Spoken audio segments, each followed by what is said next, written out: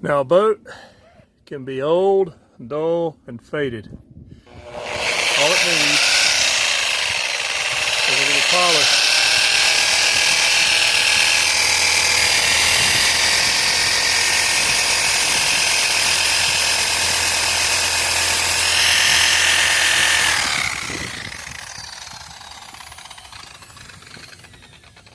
Now there are some scratches still in her, but as you can see, those trees aren't in the paint, they're reflections in the gel coat. Welcome aboard Pop's Old Boats.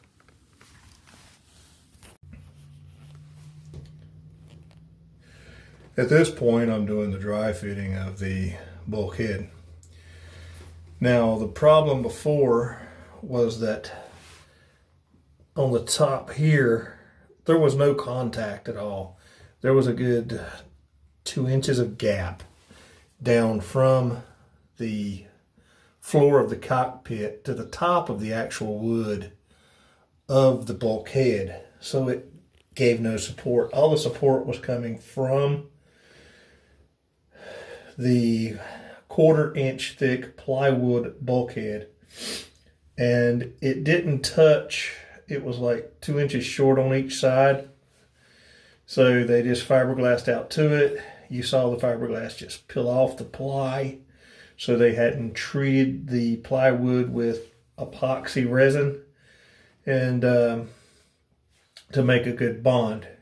So we've roughed up the surface with 60 grit, and I will be coating that with resin. I do have to make a few adjustments, one in each one of these corners of the bottom of the hull where the fiberglass overlaps. It's got it raised up.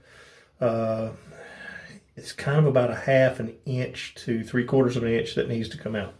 So I'll custom sculpt that out with a grinder and then sand it all off nice and smooth, so that the fiberglass wrapping that goes around this will bend without breaking the fiberglass. And when we get to that point, I'm going to teach you the basics of mixing resin.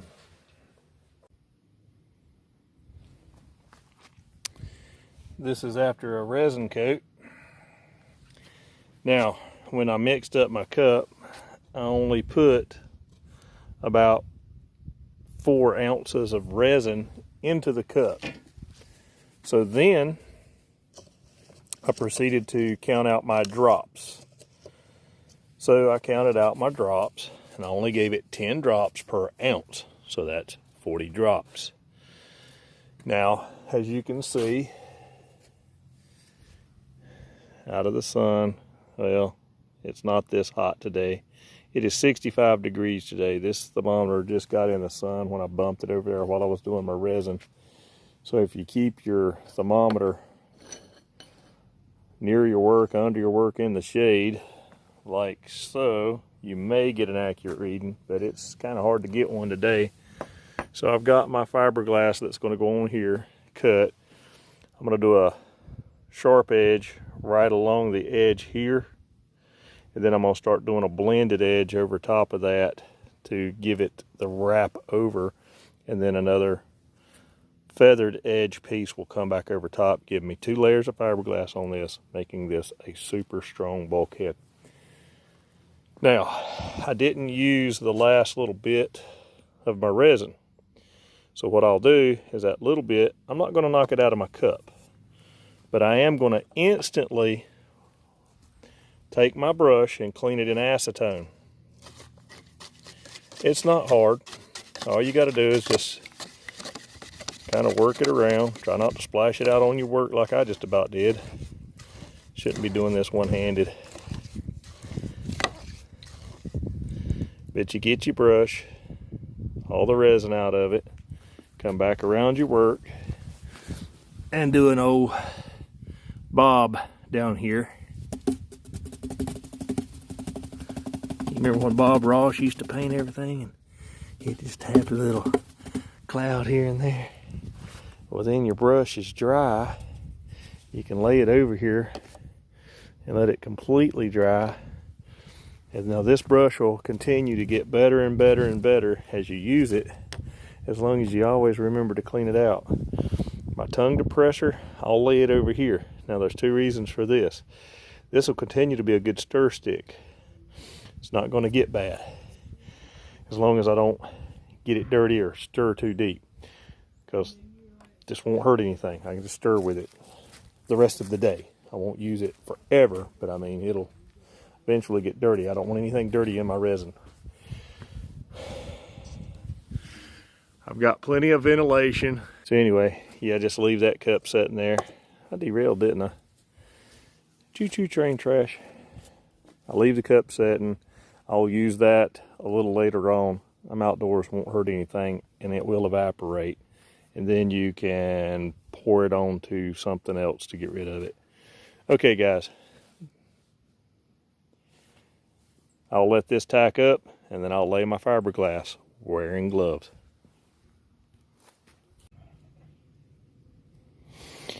Welcome to Pop's Old Boats and the honeybee.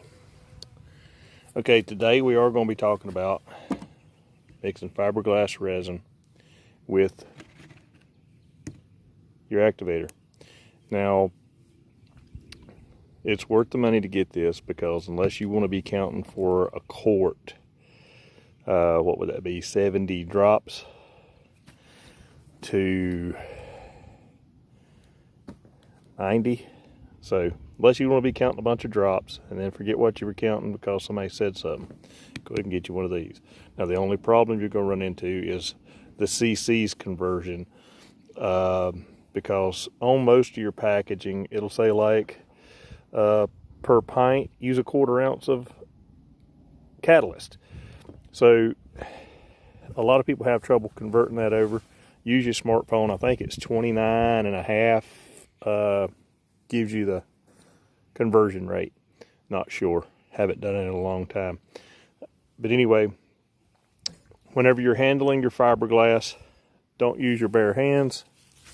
You want to use gloves, because the dry skin that you're going to get from working fiberglass will actually pick and pull all the work that's been put into this fiberglass to make it as strong as it is. It'll pull it apart and weaken it, and you don't want that in your fiberglass. Now, keep my shadow out of it, I've already put a layer of glass on this bulkhead that I'm working on for the Santana, the 20-foot Santana that we're doing the bulkhead on. I've sanded down around the edges so that we can do our feathered wrap over, or to completely enclose this so that it's not going to get wet. The next factor before you ever mix fiberglass is temperature. You want to make sure you're in the proper temperature before you start mixing fiberglass resin. So I will fill my cup up. Not going to do it on camera. I will fill my cup up. I will add my catalyst. I will stir it with a tongue depressor. I'll have my gloves on, and then I'll apply my resin to my board. While that's starting to get a little tacky, I go ahead and work on my fiberglass. I get my fiberglass cut, wearing my gloves so that I don't tear it up. Now, if I need a smooth edge, I'll cut it with either a razor or a pair of scissors or something along the edge to give me my sharp edge. But usually I'm wrapping, so I want a feathered edge so that I can wrap. And what I'll do is I'll pull the wrap back to where it starts to wrap a little bit, going over my bend, and wet it in. And then I'll come back with some more and come over top of it, and then I'll come around with the next piece so that it's trapped inside, so that there's no delamination like you saw on that other bulkhead that was in this vessel. So, shouldn't have grabbed that barehanded, but I did it anyway, didn't I?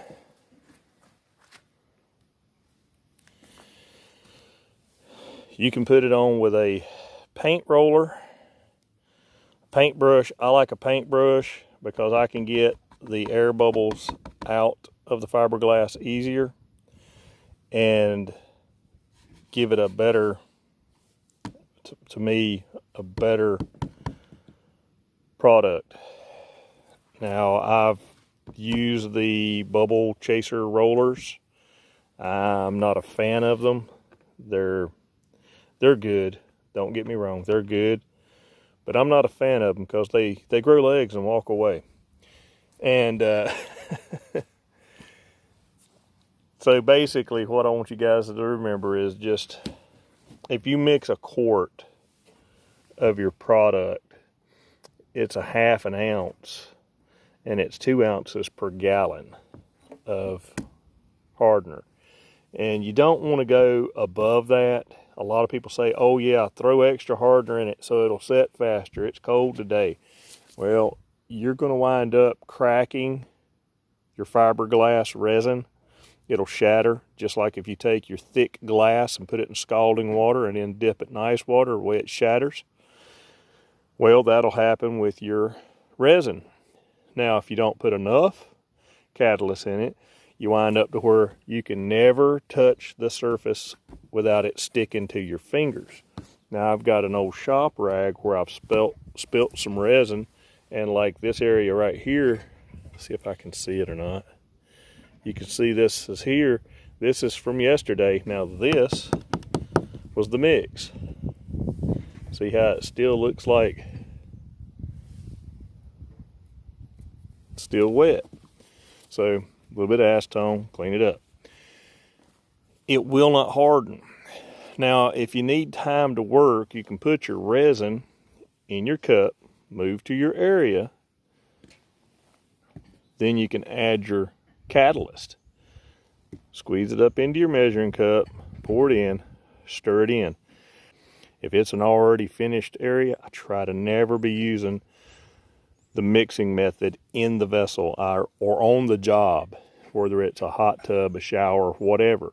I try to never mix my stuff there where it could stain anything that is already to finish, because that's just extra work.